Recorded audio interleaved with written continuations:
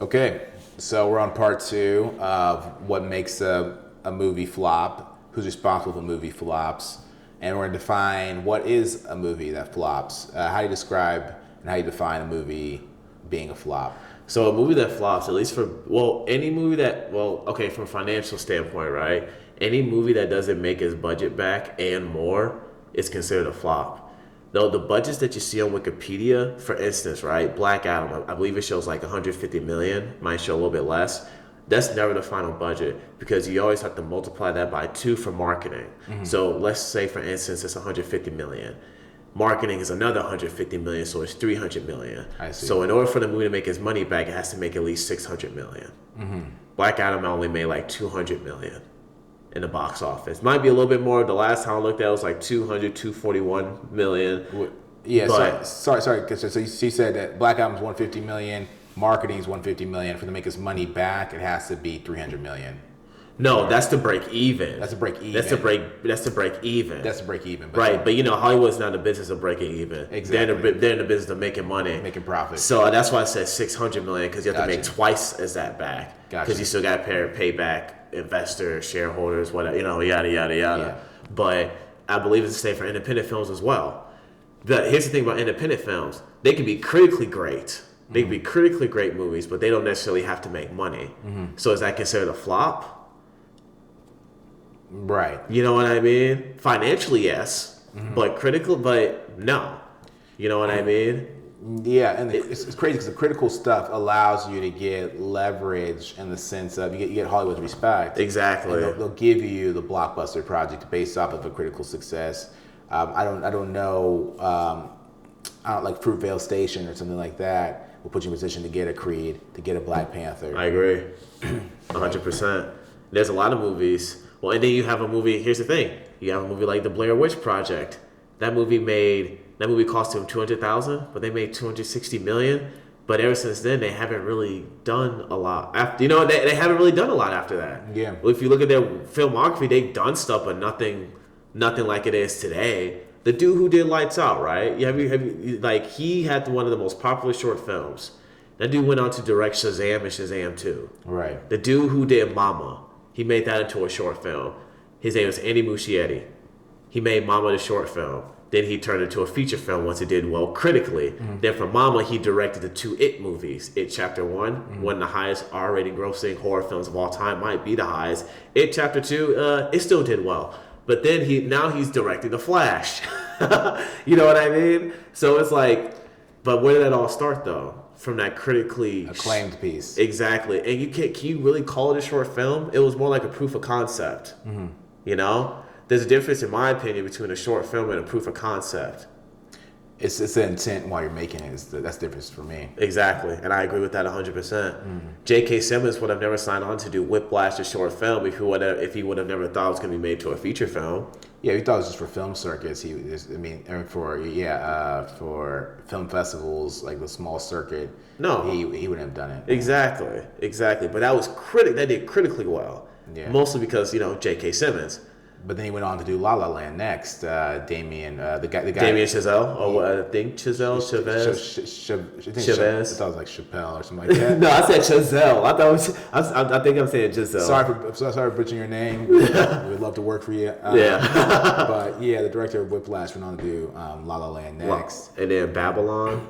And then, did he do Babylon as well? Yeah, I can't remember. I know he did another movie in between. He did like 2 movies in between Babylon and... Wow. Yeah. Oh, I didn't know he did Babylon as well. Yeah, I heard him talking the other day. He's a young director. Yeah, he's like 35, I think. Well, him and Coogler are the same. He was the youngest director to be up for that award for Best Director, I think, and then Coogler followed. And Coogler's a little bit younger than him by months. Mm-hmm. But both of them are fairly young. And... yeah, for butchering the name of this, guys, forgive us. Not your name, Ryan Coogler. We know how to say your name. Yeah, of course. It's Black Hollywood. Yeah. So we defined. So there's 2. You're right, and that's why I wanted to know about flops, because there's 2 types of flops. There's a financial flop, which is for the box office of blockbuster films that may have cheesy scripts or may have extraordinary scripts, depends on the project. For example, I don't believe Titanic was supposed to be a blockbuster film. I agree. That was not supposed to be. I'm pretty sure James Cameron did not predict that movie was going to be one of the highest grossing films of all time. It's hard to say. Now, did he believe it would be? No, I think he said he didn't. But the studio did give him 200 million in the 90s. 200 million in the 90s is like 400 million, Yeah. 450 million today. 100%. And so, and he had to fight for that. You know, they gave him the first 125. He spent some of his own money, I think. Well, he deferred his salary for 3 years. That's what he did. Okay. He deferred his salary for 3 years. He said until, like, you know, they start making profit back, he's deferring his salary. You want to talk about love and passion for a story, man. And I think Not about the money. What did I say earlier, guys? yeah, exactly. And I think Titanic did pretty well. Actually, I saw it in theaters about a month ago. Really? It came back for the 25th year, and I ended up seeing that in theaters. I'm like, huh? Like I was just, you know, we have shout out to our stockholders, AMC A List. We're stockholders of AMC A List, not really, just have a membership, but. Yeah. Went to go see it just because I was like, oh man, came to the theaters. I'm like, damn, I want to see like the turnout, and there was people in there. I'm like, My mom loves that movie. does she? I remember watching that with her as a kid.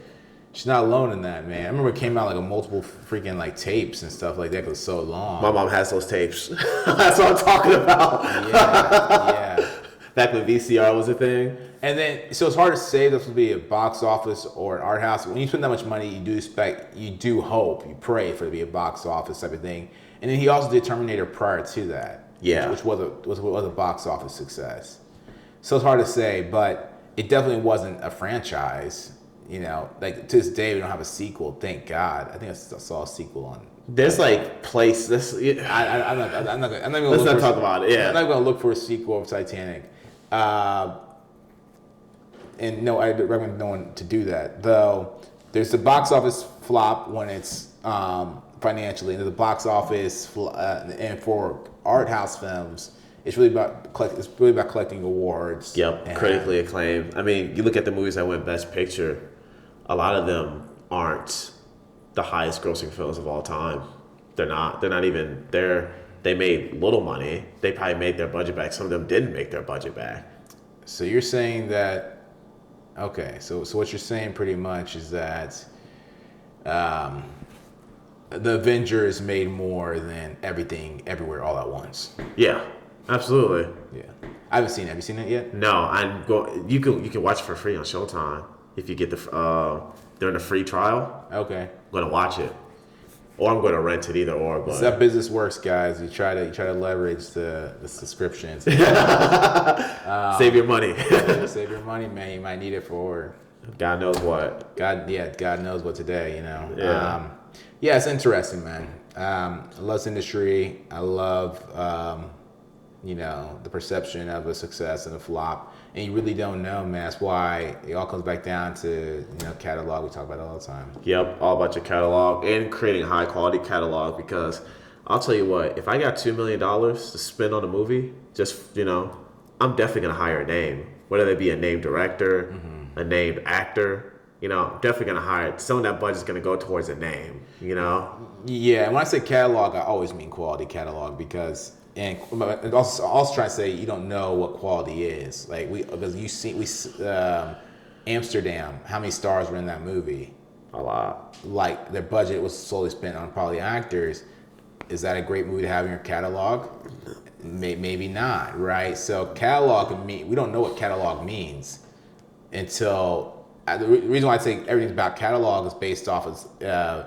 It all came after I met a man who told me that everything's based off catalog. I met a man who writes songs for Taylor Swift, writes songs for these pop artists. I met him off of right by the Santa Monica Pier, and we talked for a bit, and he ended up we had a little conversation, and I said, "Oh, you're a musician?" He's like, "No, I'm not a musician." He's like, "Musicians are the people who spend 10 hours playing violin and stuff in a shrine trying to master that." So I'm in the business of selling records. We're in the business of, none of us are musicians. He's like, The Weeknd, none of musicians. We're in the business of selling records. Like in the sense of we make popular records just to push them. Yep. He said, keep in mind, no matter what we do here, we're either a green mark in their portfolio or we're a red mark. We're in the red in their portfolio. people who own the labels, they just want to know they're making profit on their shares of the label or not. They don't care what the song sounds like. And same goes for the film industry to a great degree, is they don't care really the Knicks. They don't really care about the project itself. They care about the success of the project. So when I say your catalog, it's because we're in somebody's stock catalog. No matter what we make in the film industry, we're part of someone's stock catalog, and that value can change. We're part of the catalog of society, where that value can change. We're part of the cultural catalog, where that value can change. It could be in the green in someone's mind, or it could be in the red. Scarface, I think globally is going to be recognized in the green. Yeah. I think The Godfather will be globally recognized in the green. I think I Am Legend will be globally recognized in the green. Black Adam, I don't know where it's going to fall. You get what I'm saying? So that's what catalog means. So catalog ideally already encompasses the idea of quality. And if not, you'll know, Yeah. Never keep that a secret. You'll see that on the numbers or how society keeps it. Society won't let go of Titanic. It's been here for 25 years and hold on to it like they made the film. That made, like, Leo had a career before that, but I think that really catapulted him and the woman in that movie as well. Yeah. Kate Winslet. Let's say you can't do that. you gotta say her name. Yeah. No, No, I just couldn't remember her name. That's what I said his co-lead, but yeah. Yeah. Yeah, no, it's a joke, because I've heard that happen before. Sorry, it's Kate Winslet.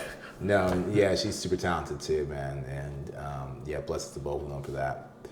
But yeah, that's what overall means. Catalog kind of encompasses not just sheer numbers. That's not you can't. I mean, we all can go shoot a project in our backyard. Yeah. If that's the case, people make family home videos they count that as their catalog or whatever. But